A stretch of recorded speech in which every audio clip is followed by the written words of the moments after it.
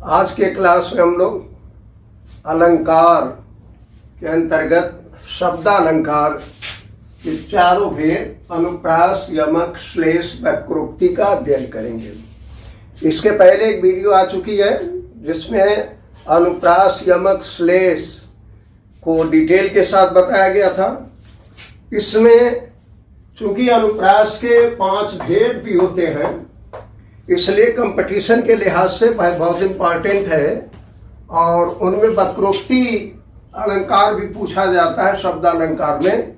इसलिए दोबारा इसको देख लें, ज़्यादा अच्छा होगा, आपको वीडियो भी पसंद आएगी।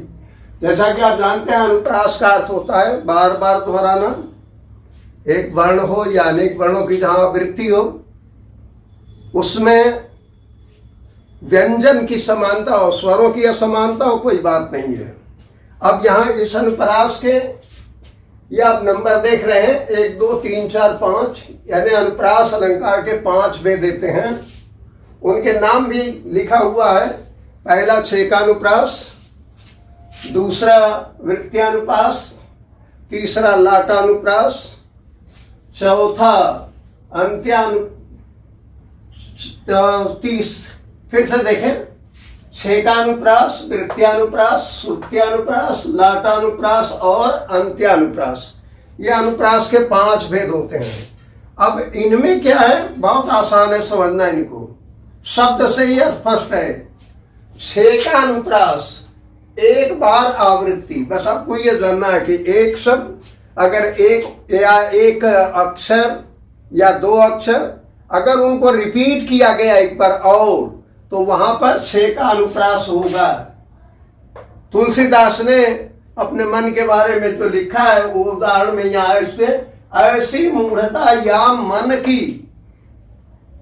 तुलसीदास जी कहते हैं हमारा मन ऐसा मूर्ख है कि राम की भक्ति को छोड़ करके इस संसार के सुख में लगा हुआ है। तो यहाँ देखिए म, यहाँ म 2 बार इसमें आया है, इसलिए ये 6 का अनुप्रास हुआ। 2 से अधिक बार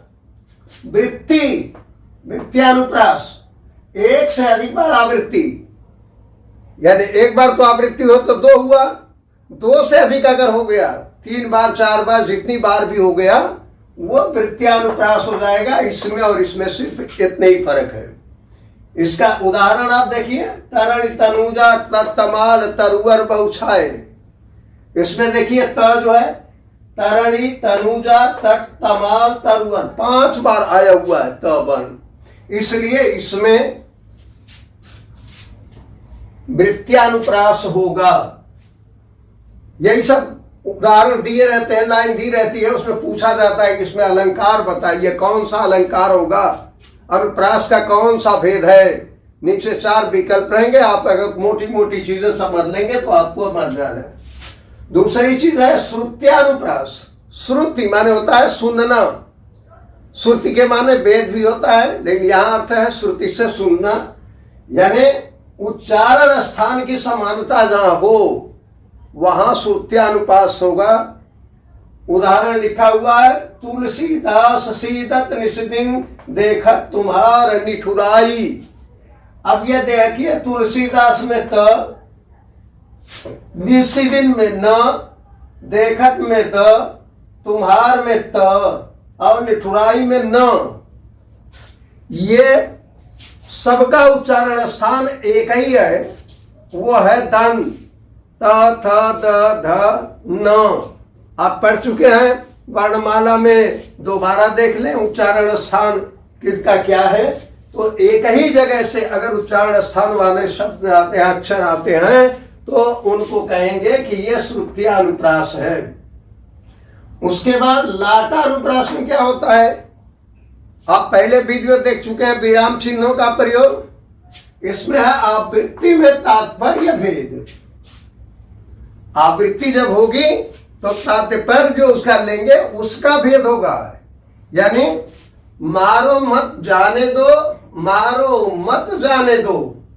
यहां है पहले में मारो मत जाने दो, यानी किसी ने कि गाड़ी से कोई लड़ गया, कोई घायल हो गया, तो कुछ लोगों ने घेर लिया उसका, और चिल्लाने लगा, मारो मारो मत जाने दो।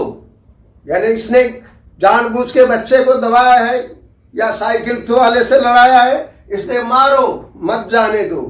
लेकिन आप जानते हैं कि ये धरती वीरों से सज्जनों से खाली नहीं है, इसलिए कुछ सज्जन पहुंचते हैं, वो कहते हैं मारो मत जाने दो। अरे भाई छोड़ दो, जानबूझ करके नहीं किया, हो जाती है ऐसी गलती। इसलिए इसका अर्थ यहां मारो मत जाने दो, मारो मत जाने दो दोनों एक ही लिखा है, लेकिन तात्पर्य भिन्न हो गया। यहां मारो के बाद कामा लगा और यहां जो है मारो मत के बाद कामा लगा, तो दोनों का अर्थ भिन्न हो गया। एक में है कि मारो, गलती करने वाले को मारो, दूसरे का अर्थ है गलती करने वाले को मारो मत, यानी उसको लेट हिम गो। अब उसके बाद 5वें नंबर पर है अंत्यानुप्रास, जिसमें लिखा है कि अंत में समानता।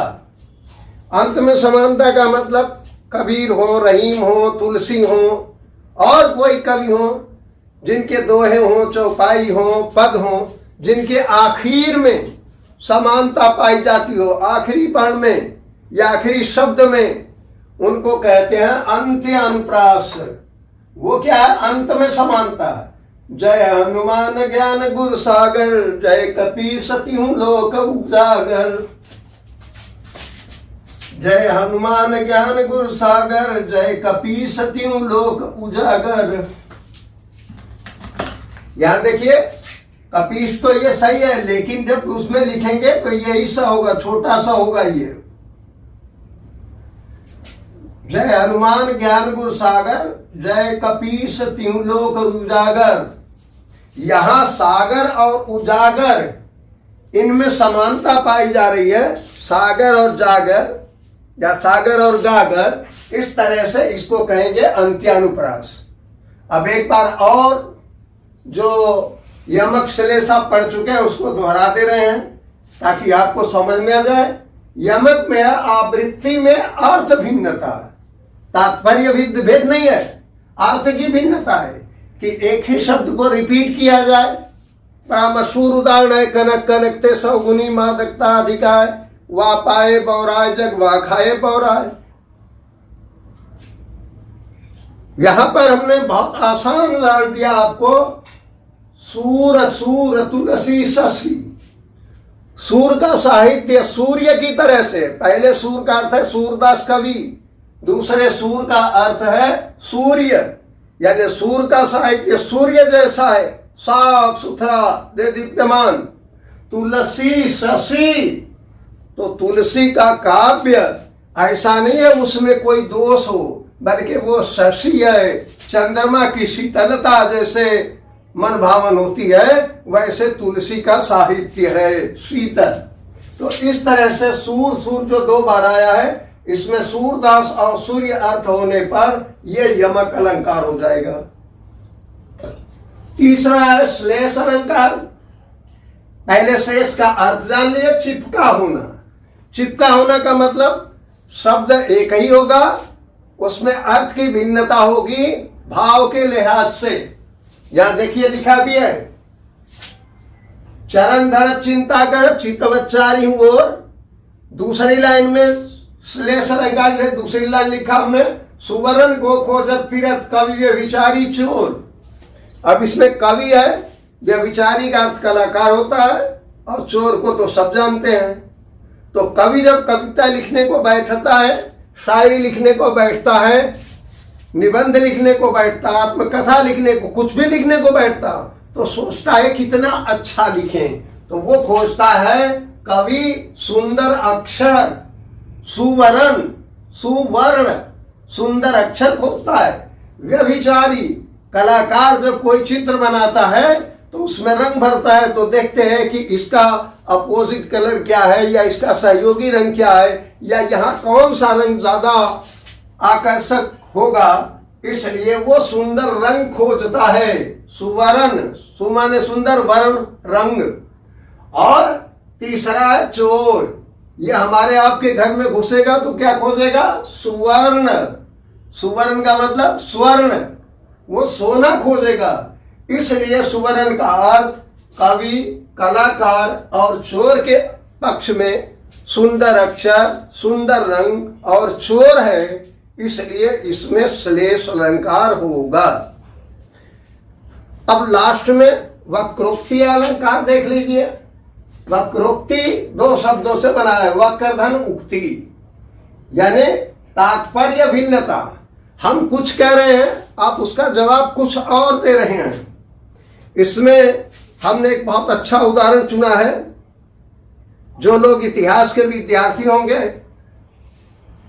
या सोशल साइंस में पढ़े होंगे, मुगल काल पढ़ रहे होंगे, या आगे के होंगे हाई स्कूल इंटर के ग्रेजुएशन के पीजी के, वो मुगल काल में जहांगीर का नाम खूब अच्छी तरह से जानते होंगे।